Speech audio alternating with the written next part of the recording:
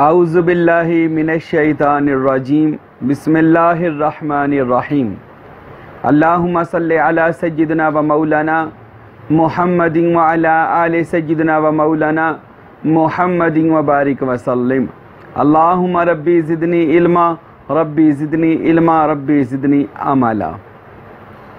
تو دوستو، آج ہم بات کرتے ہیں سلسلہ سروری قادری کی فضیلت و عظمت، کہ یہ سلسلہ کہاں سے چلا اور اس کے کیا مقام ہیں، اور آج جو ہم سروری قادری لوگ اپنے پیر و مرشد حضرت سخی سلطان العارفین برہان الواصلین مقتدائے کاملین فناف ذات عین یاہو حضرت سخی سلطان باہو رحمت اللہ تعالی علیہ کے کشف و کرامات مشاہدات جو بیان کرتے ہیں، ان کے مقام کو بیان کرتے ہیں، ان کا جو مشن تھا اپنے طالبوں کے دلوں کو اسم اللہ ذات اور اسم محمد سے منور کرنا، وہ جو ہم بیان کرتے ہیں، تو آج ہم بتانا چاہتے ہیں کہ ہمارے پیر و مرشد حضرت حق باہو سلطان کیسے سروری بنے، قادری بنے، اور کیسے آپ کو یہ فیض، ایسا فیض ملا کہ آج پوری روئے زمین پر سلطانی فیض ان کا جاری و ساری ہے۔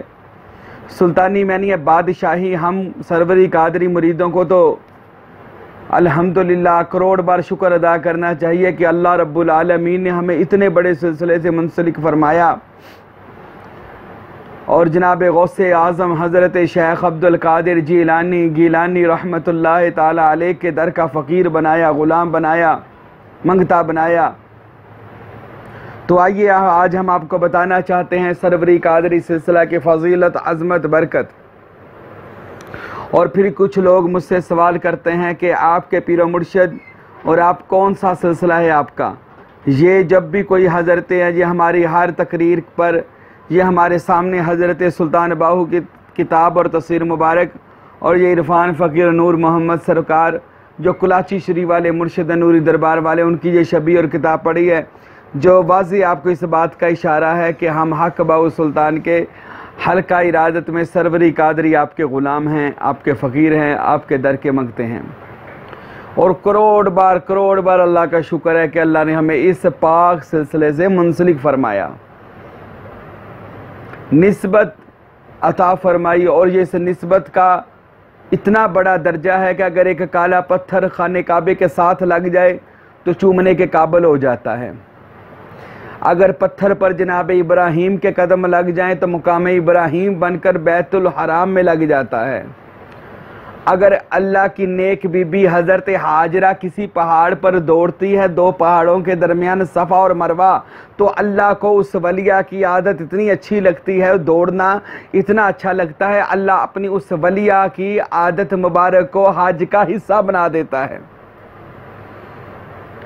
اللہ کے پیارے نبی صلی اللہ علیہ وآلہ وسلم نے ان سب کو حج کے ارکان میں گنا، جو انبیاء نے اور اولیاء نے اپنی زندگی میں نبی پاک سے پہلے کیا۔ کئی چیزیں جو حج میں آج شامل ہیں وہ اولیاء کی سنت ہے۔ حضرت حاجرہ نبی نہیں تھی، اللہ کی ولی تھی، اللہ کو ان کا دوڑنا اتنا پسند آیا کہ اللہ نے اس کو حج کا حصہ بنا دیا۔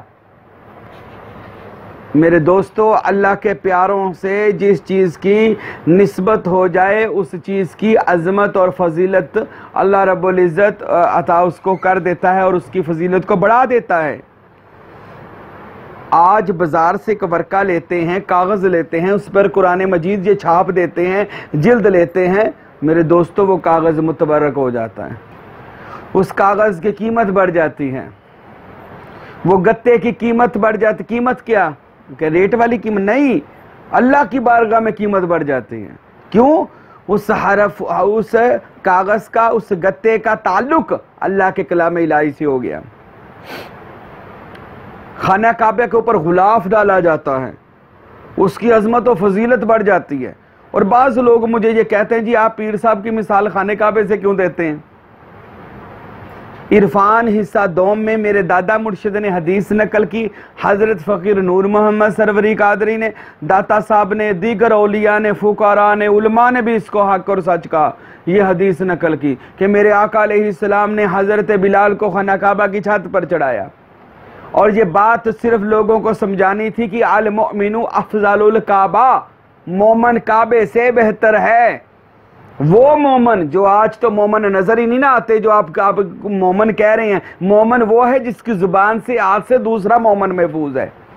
آج تو محفوظ ہی کوئی نہیں نا، ماشاءاللہ ہم بیٹھ جاتے ہیں تو ایک دوسرے کے خلاف ہم ایسے بولتے ہیں کہ اپنے مومن ہونے کا ثبوت پیش کرتے ہیں، اس کو مومن نہیں کہتے۔ مومن وہ ہے کہ جس کی زبان سے، جس کے ہاتھ سے دوسرا مومن محفوظ ہے، ٹھیک ہے؟ تو مومن کعبے سے بھی افضل و اعلیٰ ہے۔ اور حضرت علی شیر خدا کرم اللہ تعالی وجہہ الکریم سے پوچھا گیا، یا مولا علی ہمیں بتائیے کہ مومن میں اور امیر المومنین میں فرق کیا ہے؟ آپ نے فرمایا مومن وہ ہے کہ جو کہے یہ دیوار سونے کی ہو جائے تو ہو جائے، یہ مومن کی شان ہے۔ آپ نے مثال دی، غلاموں نے دیکھا تو دیوار واقعی سونے کی بن گئی، کہنے لگا حضرت یہ تو سونے کی بن گئی، یہ کیوں؟ آپ نے تو صرف مثال دی ہے۔ آپ نے فرمایا یہ فرق ہے مومن میں اور امیر المومنین میں، ہم ارادہ بھی کرتے ہیں تو اللہ ہمارے ارادوں کو پورا کر دیتا ہے۔ تو میرے دوستو، اللہ کے جو ولی ہیں، المومن افضل الکعبہ، افضل ہیں اس کعبے سے، یہ تو قرآن مجید شاہد ہے۔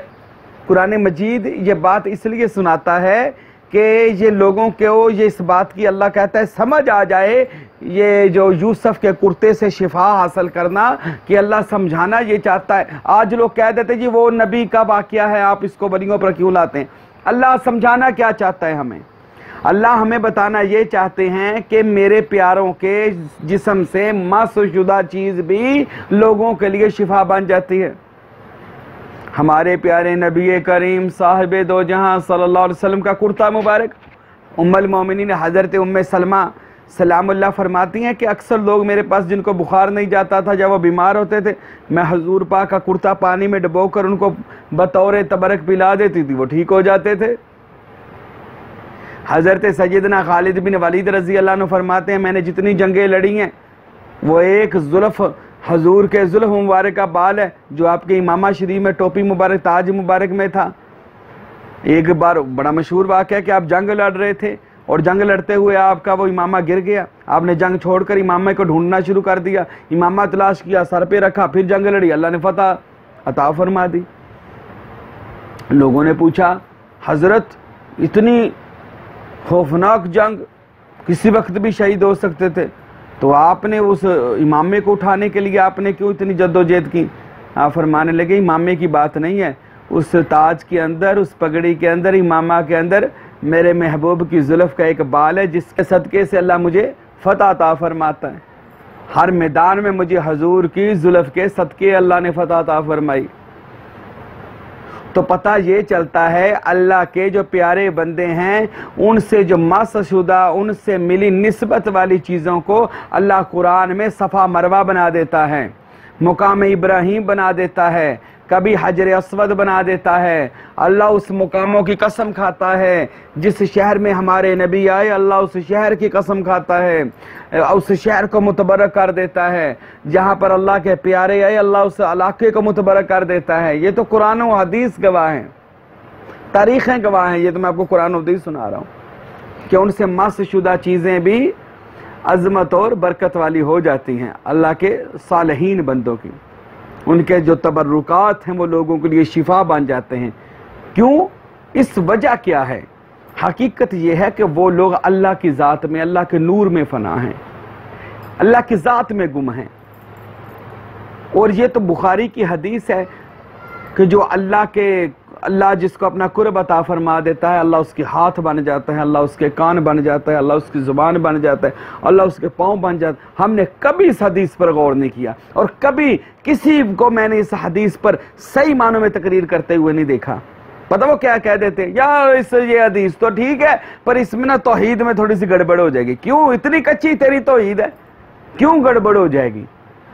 بندہ اللہ میں فنا ہو گئے، اللہ میں بقا ہو گیا، اس میں کوئی حرج نہیں، اللہ نہیں ہوا پر اللہ کی ذات میں گم ہو گیا، اللہ کا دوست ہو گیا، اللہ کا ولی ہو گیا، اللہ کی ذات میں فنا ہو گیا۔ تو جب وہ اللہ کی ذات میں گم ہوتا ہے تب اس کا دیکھنا اللہ کا دیکھنا، اس کا بولنا اللہ کا بولنا، اس کا سننا اللہ کا سننا، اس کا پکڑنا اللہ کا پکڑنا، اس کا چلنا اللہ کا چلنا، یعنی ہر چیز میں اللہ کی طاقت آ جاتی ہے، اللہ کا نور آ جاتا ہے۔ بتانا یہ چاہتا ہوں میرے دوستو، اللہ کے اولیاء کو عام نہ سمجھیں، عام نہ سمجھیں، ان کی عظمت و عزت کو اللہ بلند فرما رہا ہے۔ جو دوست ہی اللہ کے ہیں، جو کہہ ہی نہیں کہ وہ اللہ کے ولی، اللہ کا دوست، تو پیچھے کیا رہ جاتا ہے؟ جس کا یارانہ اللہ سے لگ گیا، جو ہو ہی اللہ کا گیا اور اللہ اس کا ہو گیا، پیچھے رہ کیا گیا؟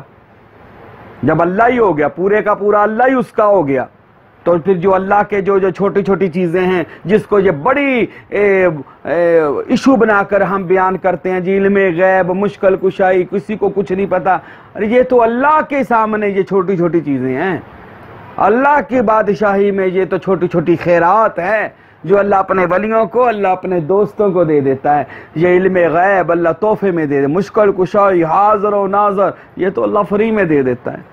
باتیں تو ہم بڑی بڑی کرتے ہیں، اللہ بڑا بڑا ہے، اللہ کبیر ہے، اللہ اکبر کبیرہ، اس کی رحمتیں کی وسعت، اس کی برکت بہت، اس کی رحمتوں کی وسعت بہت، باتیں تو ہم اتنی کرتے ہیں، اور جب کہتے ہیں کہ اس کی وسعتیں، اس کی برکتیں کسی بندے پر نازل نہیں تو پھر ہم مانتے نہیں ہیں۔ ہم اپنے دکانداری چمکانے کے لیے ولیوں کے خلاف بولنا شروع کرتے ہیں، یار میری دکان چل جائے گی، میرا کام چل جائے گا، یار یہ اتنا ولیوں کے خلاف بول رہا ہے، یار یہ ٹھیک ہوگا۔ اور آج کل میں حیران ہوں، لوگ پسند بھی اس کو کرتے ہیں جو خوب ولیوں کے خلاف بولتا ہے، خوب ولیوں کے خلاف جو باتیں ہم کہتے ہیں، یار بڑی بات ہے، ہو کیا گیا ہے ہمیں؟ ہم مسلمان ہیں، ہم انسانیت ہیں، مذہب انسانیت کا درس دیتا ہے، اس کے بعد مومن ہونے کا درس دیتا ہے۔ پتہ مومن کسے کہتے ہیں؟ اللہ کے محبوب نے فرمایا ساری مسلمان انسانیت ایک جسم کی مانند ہے، ایک حصے میں بھی تکلیف ہوگی تو پورے حصے میں، یعنی پوری انسانیت کو تکلیف ہوگی، پورے مسلمانیت کو تکلیف ہوگی۔ آج اس چیز کو ہم جانتے ہی نہیں، بس اپنا ایک وہ کمنٹس دینا غلط، اور پھر مولویوں کے پیچھے ہم نے لگ کر اس جو وہ خلاف بولتے ہیں ان کے پیچھے لگ کر ہم لوگ اپنا کام چلا رہے ہیں، اور وہ بھی اپنا کام چلا رہے ہیں، اور ہم بھی دن رات لگے ہیں۔ میں نے خود اپنے کانوں سے سنا اور اپنی آنکھوں سے دیکھا، جو مولوی یوٹیوب پر بیٹھ کر اولیاء کی توہین بیان کر، میں نام نہیں لینا چاہتا، بے ادبی بیان کرتے ہیں، اور غوث اعظم کی کرامات کو غلط کہتے ہیں، بابا فرید داتا صاحب کی کرامات کو، ان کی کتابوں کو غلط کہتے ہیں، مثنوی شریف کو، کشف المحجوب کو، جو تصوف کی روحانیت کے خزانے، ان کو غلط کہتے ہیں اور اولیاء کی توہین کرتے ہیں۔ میں نے خود اپنے کانوں سے سنا، آنکھوں سے دیکھا کہ ان کی تقریریں سن کر نوجوان نسل اولیاء کرام کو گالیاں دے رہی ہے، گندی گالیاں دے رہی ہے۔ یہ درس تیرا لوگوں کے اوپر اثر ہوا، اور جناب یہ لوگوں کے اوپر تیرے تبلیغ کا اثر ہوا کہ وہ ولیوں کو گالیاں دینا شروع کر دی، اور وہ یہاں تک میں نے سنا ٹھیک ہوا، جو ان کے درباروں پر دھماکے ہوتے ہیں ٹھیک ہوتے ہیں، ان کے دربار اڑا دینے چاہیے، یہ میں نے خود سنا ہے۔ وہ کہتے ہیں جی ہم نے اپنے علامہ صاحب سے سنا، ہمارے فلاں صاحب نے تقریر میں کہا کہ مثنوی غلط ہے، اولیاء غلط ہیں، فلاں پیر غلط ہے، فلاں پیر غلط ہیں، اور بڑے بڑے پیروں کا اور بڑے بڑے اولیاؤں کا جو توہین کر رہا ہے اس وقت، جو اور لوگ اس کو سن کر لائک کرتے، شرم ہی نہیں آتی ہم لوگوں کو، ہم ایسے لوگوں کو لائک کر رہے ہیں، ہم ایسے لوگوں کی تقریروں کو پسند کر رہے ہیں۔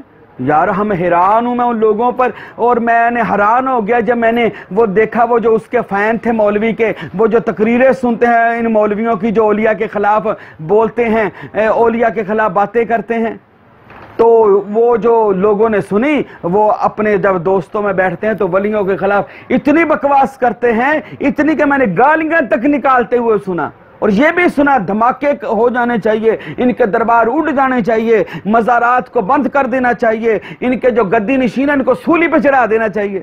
یہ تیری تبلیغ چلی لوگوں کے، یہ دلوں پر اثر ہوا۔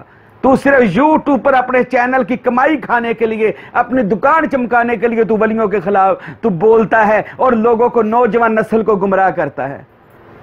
صرف کیا تو پیسہ کھاتا ہے، کسی کو عرب سے، کسی کو کہیں سے پیسہ آ رہا ہے، وہ کھا رہے ہو اور لوگوں کو گمراہ کر رہے ہو۔ یہ تبلیغ نہیں ہے، یہ تبلیغ نہیں ہے،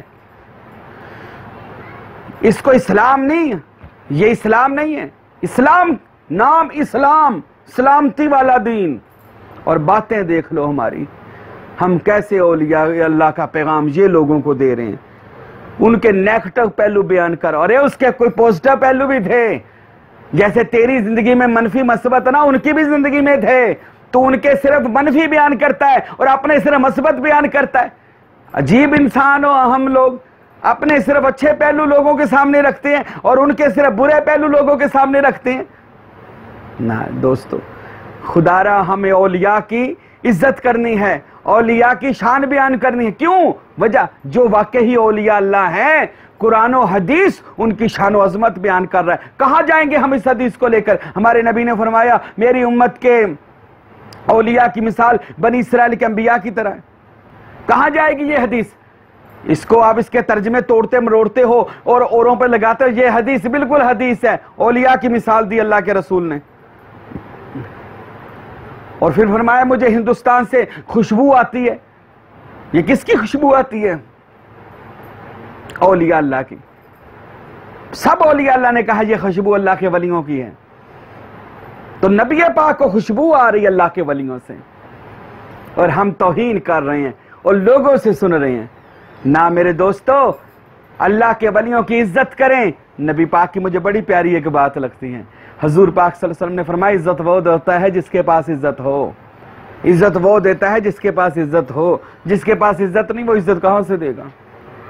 عزت وہ دے گا جس کے پاس عزت ہے، تو جن کے پاس عزت ہی نہیں ہے اس نے کیا کسی اللہ کے ولی کو، اللہ کے صالحین کو عزت دینی ہے؟ میرے دوستو، اولیاء اللہ کے بارے میں قرآن بھرا پڑا ہے، الا ان اولیاء اللہ، کہیں اللہ فرما یا ایھا الذین آمنوا اتقوا اللہ وابتغوا الیہ الوسیلہ یا ایھا الذین آمنوا وکونوا مع الصادقین۔ اللہ بار بار اپنے ولیوں کی شان عظمت پہ کبھی کہتا ہے وحسنا واولئک حسنا رفیقا، وہ مجھے آیت یاد آ رہی ہے، وہ اللہ فرماتا ہے کبھی اللہ ان کی شان و عظمت، میرے نبی ان کی شان و عظمت بیان کرتے ہیں۔ میرے دوستو، خدا را کسی کی بھی توہین نہ کریں، اپنے ماں باپ کی، اپنے بہن بھائیوں کی، اپنے دوستوں کی، عام مسلمان کی۔ اللہ کے ولی کی تو شان ہی بڑی بلند ہے۔ آپ نے تاریخ نہیں پڑھی ابھی، آپ تاریخ پڑھ کر دیکھیں، یہ سارے پاک و ہند کے اوپر بلکہ پوری دنیا کے اوپر اللہ کے ولیوں کے جو احسانات ہیں، جو انعام ہیں، آپ اس کو پڑھ کر دیکھیں۔ تو میرے دوستو، آخر پر میں یہی پیغام دینا چاہتا ہوں، خدا را اللہ کے ولیوں سے محبت کریں، ان سے نسبت قائم کریں، قائم کر تو دیکھیں۔ ہم نے بھی قائم کر کے دیکھی ہے، ہماری زندگی کی کایا پلٹ گئی، روحانیت کی کایا پلٹ گئی۔